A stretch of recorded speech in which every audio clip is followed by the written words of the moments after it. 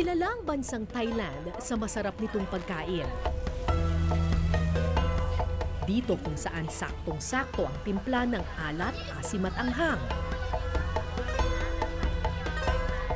Pero may isang uri ng pagkain sa Thailand na maaaring di masisikmura ng karamihan, pero paniwala ng ilang eksperto, darating ang panahon, ang pagkaing ito raw ang magsasalba sa atin sa gutom.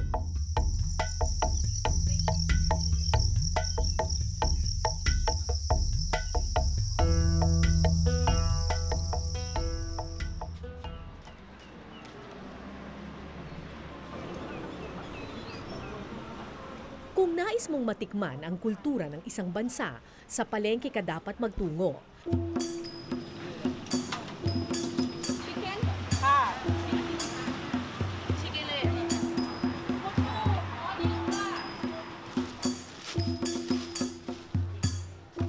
Sa palengke ng Chiang Mai sa Thailand, hindi maipagkakaila ang hilig sa anghang ng mga Thai.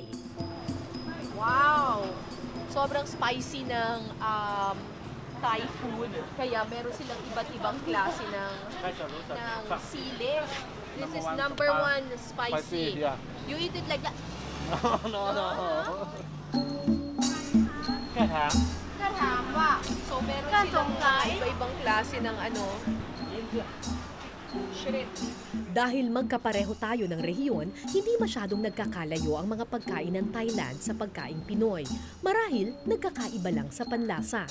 So kung meron tayong balot, meron din ata silang balot kasi ito, pero yung sa kanila inihaw yung balot. This one, chicken? Baby chicken? ไม่ถ่ายมากกว่าไม่โยนเรื่องของพี่อ่ะ แล้วเขากับโต้Diba? It's a baby chicken. Parang siya siguro, kwek-kwek.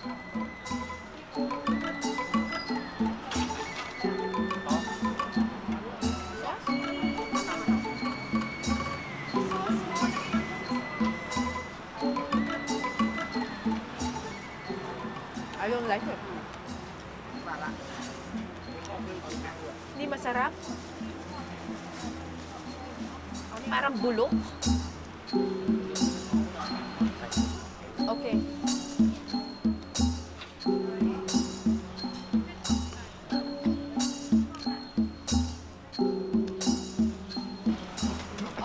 Okay. What's the name of this? Kai Noi? Kai Noi? baby Baby chicken. Talagang may buhok-buhok po.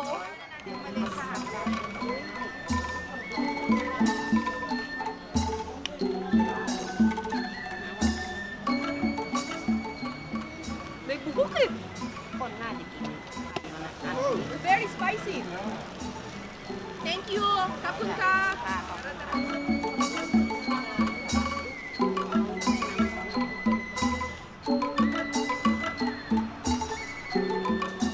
Ilang hakbang pa, may isang pagkain na nakatawag sa aking pansin.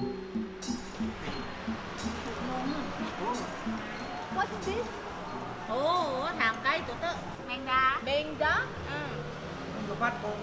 Mèn đá, lúc phát phôn má Mengda daw ang tawag dito. Mèn แม đá งดา nè นา What is Mengda?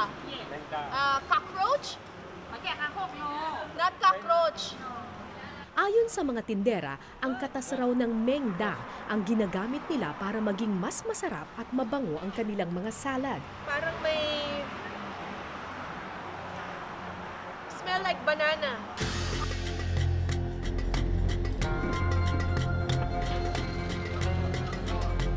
Buong araw kaming naglibot sa iba't ibang palengke sa Chiang Mai.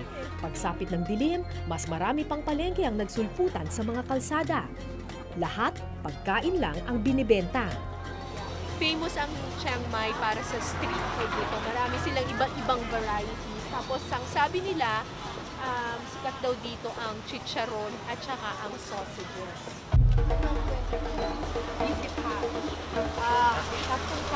So, ito daw yung parang version nila ng longganisa. Medyo maasim. They normally eat it with cabbages and then it has a chili with it. Yeah, so how do they eat this? Pang isa sandwich mo sa dyan. Tapos nilalili and then Ilalagay ko sili dito? Like that? yeah. Eat it together. With yeah. Oh my gosh, yung tip talaga yung kinain mo. Kaya. Kaya na, ma'am. Kaya? Kaya na, ma'am. Kaya? Kaya pala merong repolyo para maganda yung anghang. Mas masarap na nga siya kapag may kasamang sili. So, actually, because ito lang, medyo maasim. Parang hindi longganisa. So, kailangan kainan mo siya ng siling labuyo. Oh my gosh. Woo! Anghang! Malay culture ang nananaig sa buong rehiyon ng Southeast Asia kung saan kabilang ang Pilipinas at Thailand. Kaya marami sa mga putahing Thai pamilyar sa aking panlasa. Ang tawag dito ay lab. And this one, Monam to. What is it made of? Pork? Pork. Okay. Two. Kapun ka. Lab daw to, lab. Tingnan ko kung malalab ko rin siya.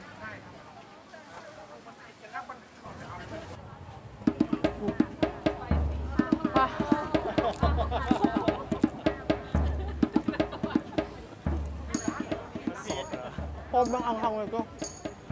Oh my God. Susunog lang yung dila ko eh.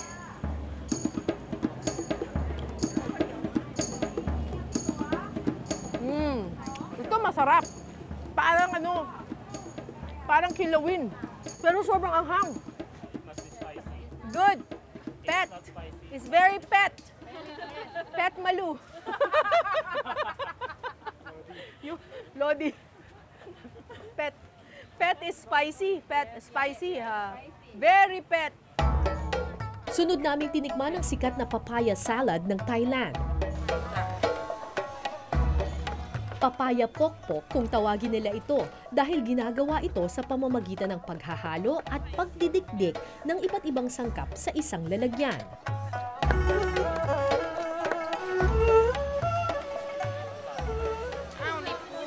Somtam. So here we go. Somtam, also known as papaya pokpok.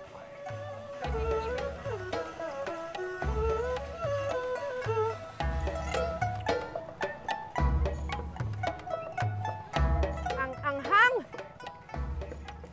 Masarap sa ano siya, pero pet. Hindi mo na masyadong malasahan kasi sobrang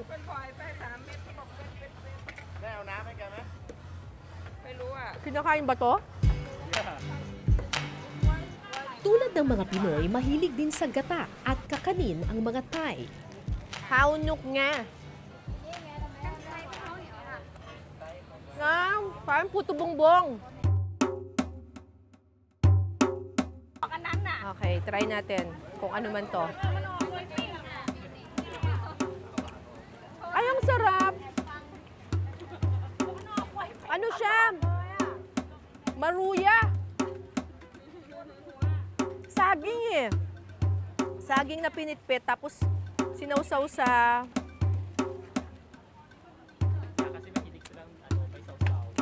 sinausaw sa gapa. Nandoon, no?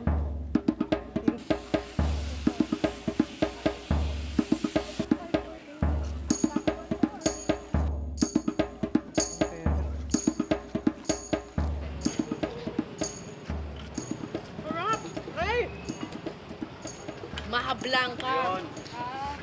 blanca, pero pinrito yung labas. Pero yung loob niya,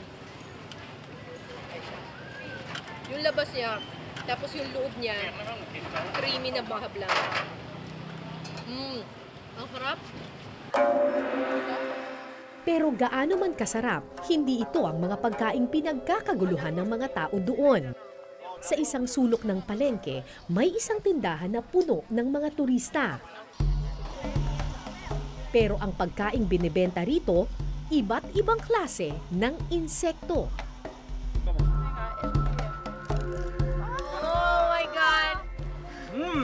it? How Pipas is it? Tijuana, te lo prometo, dale un bocado. ¿En serio? Te lo Yeah, prometo. man, try it. Dale un bocado. Don't look at it. Confía en mí. Pero todo no dejamos un cacho. How is it? This is not so good. May halos 10 iba't ibang klase ng insekto sa palengking ito. Mula sa maliliit na langgam at kuliglig, hanggang sa malalaking insekto na tila mukhang ipis. Where you come from? Spain. Spain. This is a tacatan. This Tacatán, is a, saltamonte. this is a grasshopper. Yum, yum. This is Wanna try? brave. I really like Ey, está bueno. Oh, I think I'm still trying to finish the other one. the legs are still in my teeth. No, no, no, no, no, no. Pónselos No, no, no, aquí. too much. Pónselos aquí, hombre, para que se los lleve. What is this? It's yours now. Oh my God. It's yours. Sa lagubang. Oh, crunchy.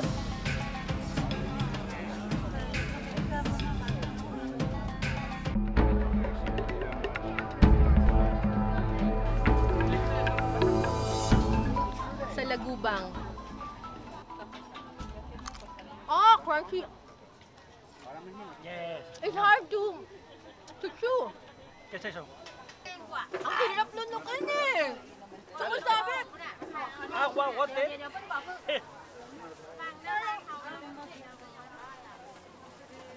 I don't like it. Ang pinakamalaki sa lahat ng mga binibentang insekto dito sa palengke ay ang mengda.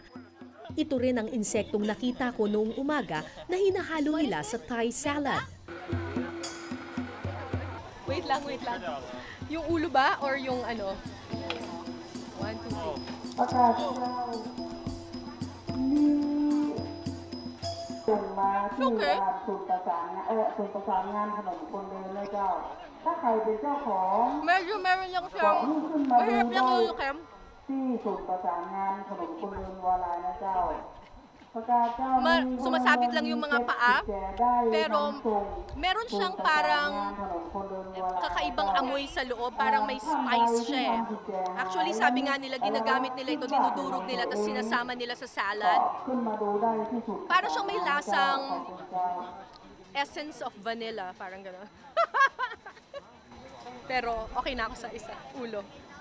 Gusto niyo yung kalahati? Parte na ng kultura sa Chiang Mai, Thailand ang pagkain ng mga insekto. Karaniwan ito sa mga bansang may malalawak na sakahan. Imbis na hayaang maging peste sa mga palayan, nakaisip ng paraan ng mga magsasaka rito para pakinabangan ang mga insekto sa pamamagitan ng pagluluto. Ito mukhang parang uod. Looks like a caterpillar. This looks like a cricket. Yeah, silkworm. This is silkworm. This is cricket. Parang mukhang tipaklong to eh. Hindi ko alam kung ano to, pero parang may bee. Bee ba yan? O sige. Takatan. How much daw? Ha? 20 baht. Oh, may dinagdag pa siya. Kapun ka. Ito yung, oops. Parang ano eh.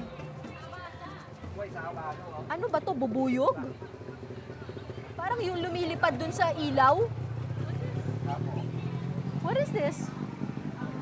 Oh, big ants. I think they're big ants, right? Ants with wings. Yeah. Oh, ants Oh, ants with wings. with wings. Yes, big ants. Giant So mga giant na mga langgam na merong pakpak. Ang pangalan nito dito sa Thailand ay Mengman. Meng means bug and man is, I don't know. Hindi ko alam. Tikman na lang natin. Man is the taste. Mengman. Creamy taste. Okay. Meng is a bug and man is creamy. So creamy bug daw to. Did you feel it? Did you feel it? Creamy. Oh yeah. Ang alat. Medyo malansa. Parang siyang seafood na medyo creamy nga, no? Yung bandang weird lang kasi yung paa niya tsaka yung wings niya nalalasahan mo. Pero yung bandang puwet niya, medyo may pagka-creamy.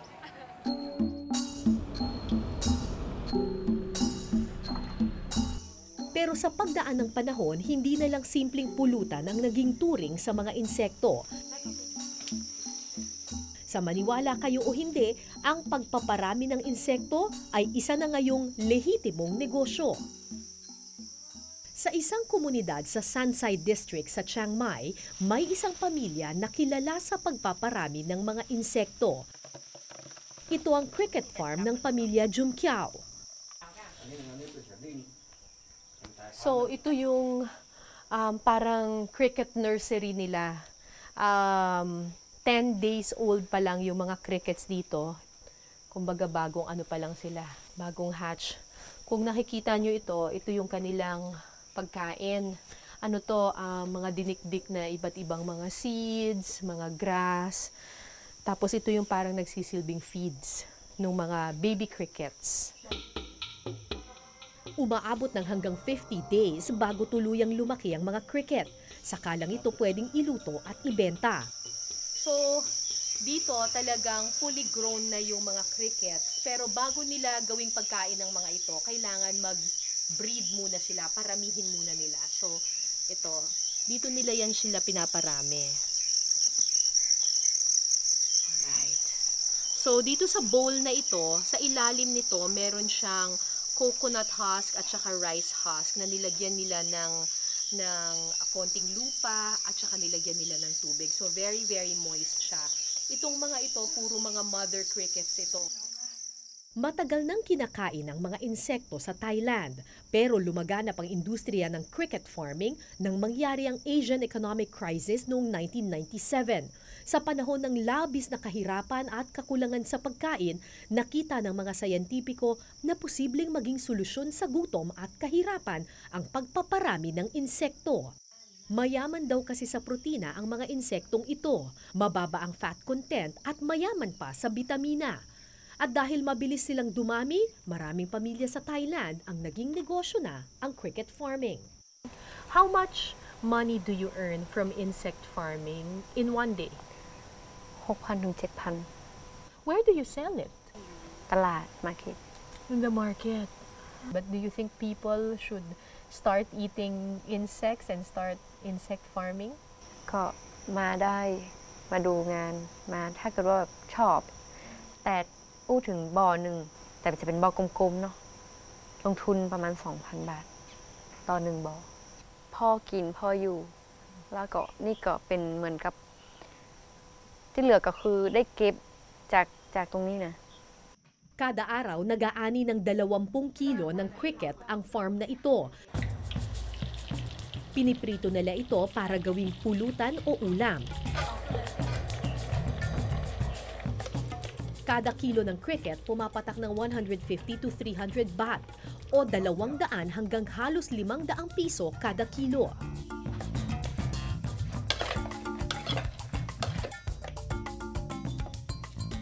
Alright, here it is.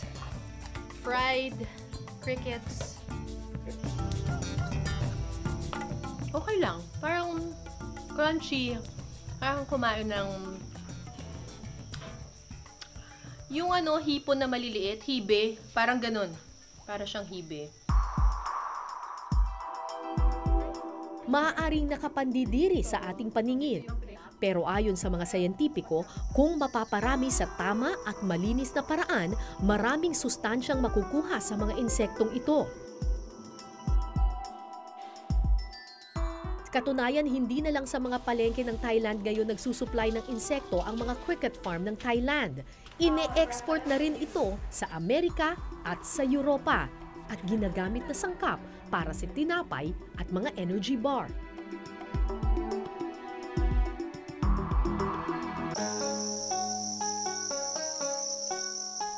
Nakapangingilabot man silang tignan, hindi peste kundi kabuhayan ang turing ng Thailand sa mga insektong ito. Ang edible insect farming ay isang lehitimong industriya na nag-aambag ng milyon-milyong dolyar sa bansa taon-taon.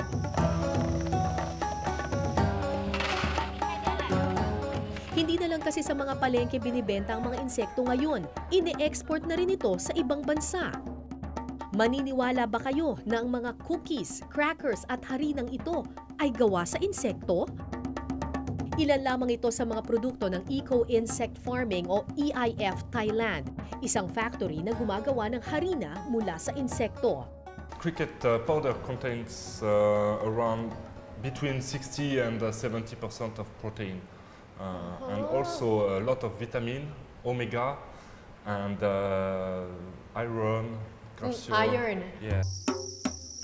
Noong 2013, naglabas ang United Nations Food and Agricultural Organization ng isang pag-aaral kung saan sinabi nilang malaki ang potensyal ng edible insect farming sa panahon kung kailan dumadami ang tao at kumukonti ang pagkain dahil sa pagkasira ng kalikasan. Edible insects have a lot advantage because they consume less water than other species, and also we can raise more crickets in the small space. Yeah. Ito ang dahilan kung bakit itinayo ng Pranses na si Rafael Samuzino ang factory na ito. Kada 2 buwan, bumibili sila ng 3 toneladang insekto para makagawa ng cricket powder na ini-export nila sa Amerika at Europa para ihalo sa pasta, cookies at energy bars. Pero para magawa ito, kailangan patuyuin muna ng husto ang mga cricket. Pagkatapos, dadaan ito sa iba't ibang proseso ng paglilinis at paggigiling hanggang maging pinong-pino.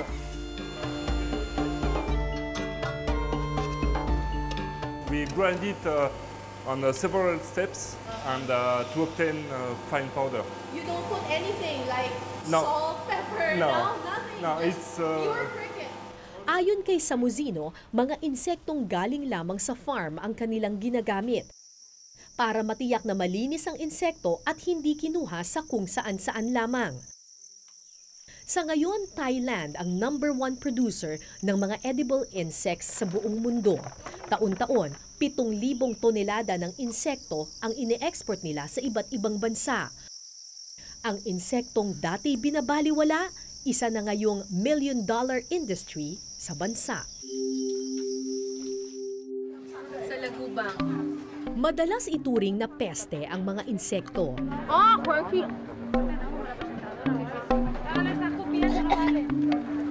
I don't like it. Pero kung totoo ang sinasabi ng mga sayentipiko na darating ang panahon, kakailanganin ng mundong maghanap ng mga bagong pagkukunan ng pagkain, baka nga malaki ang potensyal ng bagong industriya ng edible insect farming. Malayo pa ang lalakbayin bago tuluyang matanggap ng tao na pwede ngang kainin ang mga insektong ito. Pero sabi nga nila, lahat ng nilalang sa mundo ay may dahilan at pakinabang. Marami pa tayong hindi nalalaman sa mundong ating ginagalawan. At marahil, ang pagkakaroon ng bukas na isipan ang magliligtas sa atin sa kinabukasan. Ako po si Cara David at ito po ang Eyewitness.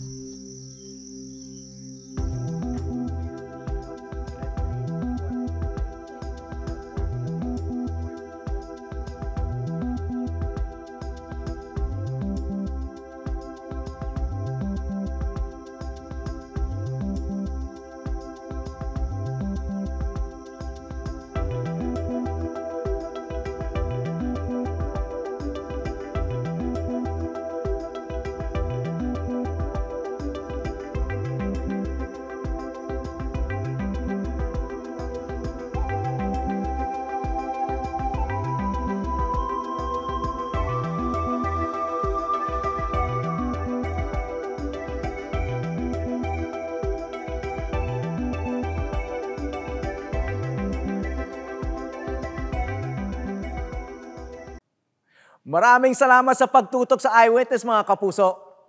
Ano masasabi niyo sa dokumentaryong ito? I-comment na yan at mag-subscribe sa GMA Public Affairs YouTube channel.